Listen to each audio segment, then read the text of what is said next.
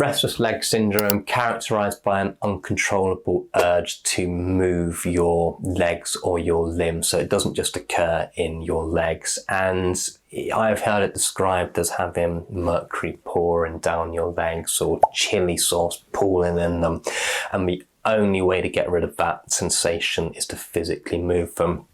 And they can occur with a circadian link, so as you start feeling sleepy, the prevalence of them will start to increase. And this is how you would distinguish them from hypnic jerks, which is what we talked about in my other video, which is just on the onset of sleep, you'll experience that hypnic jerk, and they are spontaneous as well. But restless leg syndrome can occur when you're sat on the sofa, during the day when you're feeling sleepy, more prevalent at night time, but they can happen any time that you've got that sleepy feeling. In terms of why you've got them, so people with low iron, so it can be linked to iron deficiency. So if you're experiencing restless leg syndrome for the first time after being pregnant or during pregnancy, it could be iron deficiency that are causing them. So do speak to your GP about that, just to get your bloods test. People that smoke will have a higher prevalence of them. People with a high BMI, people who drink lots of alcohol, people who don't do much exercise, and if you've got really poor sleep quality as well, you've got a higher prevalence of them. And certain medications can increase the likelihood that you'll have restless leg syndrome. So things, antipsychotic medications can increase the likelihood. I'm not going to say which ones they are because I don't want you to start or stop taking anything, but certain antipsychotic medications can certainly increase the likelihood and the severity.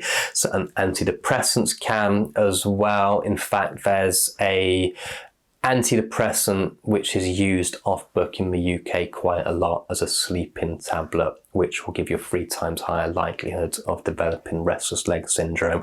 So if you've started some new medication, certainly do speak to you, and you've now experiencing restless leg syndrome, please speak to your GP about that for a referral to a sleep physiologist. In terms of treatment for them, lifestyle changes are incredibly helpful. So reducing or stopping smoking, reducing alcohol, reducing weight, exercise, reducing caffeine intake, and doing things to improve your sleep quality. All my other videos are on this, but getting light first thing, only going to bed when you're sleepy time, waking up at the same time every single day.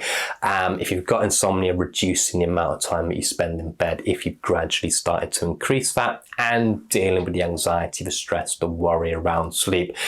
There's much higher prevalence of RLS if you've got sleep apnea as well, and sleep apnea is massively underdiagnosed in the UK. So again, do speak to your doctor if you feel you may have sleep apnea, but I'll cover that in another video.